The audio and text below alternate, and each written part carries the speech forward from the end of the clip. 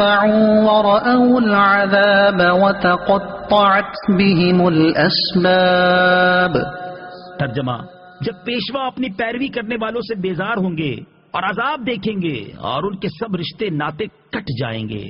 اذ تبرأ الذین اتبعوا، جب پیشوا بیزار ہوں گے۔ تفسیر صراط الجنان میں ہے، یہاں قیامت کے دن کی منظر کشی ہے، جب مشرکین اور ان کے پیشوا جنہوں نے انہیں کفر کی ترغیب دی تھی ایک جگہ جمع ہوں گے اور عذاب نازل ہوتا ہوا دیکھیں گے تو ایک دوسرے سے بیزاری اور نفرت کا اظہار کریں گے۔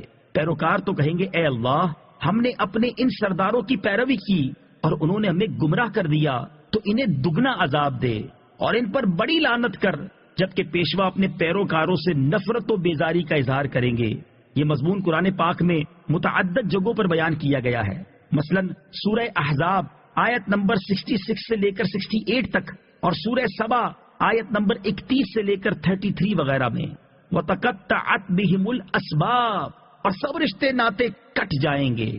تفسیر صراط الجنان میں ہے، یعنی قیامت کے دن کافروں کے وہ تمام تعلقات جو دنیا میں ان کے مابین تھے، خواہ وہ دوستیاں ہوں یا رشتے داریاں یا باہمی موافقت کے عہد، وہ سب ختم ہو جائیں گے اور ہر کوئی اپنے اعمال کا جواب دہ ہوگا، کوئی کسی کا مددگار نہ بن سکے گا۔ یاد رہے کہ قیامت کے دن کفار کے رشتے تو ٹوٹ جائیں گے، لیکن اولیاء، متقین و صالحین کے ساتھ مسلمانوں کا رشتہ باقی رہے گا، جیسے قرآن پاک میں ہے، الأخلاء يومئذ بعضهم لبعض عدو إلا المتقين۔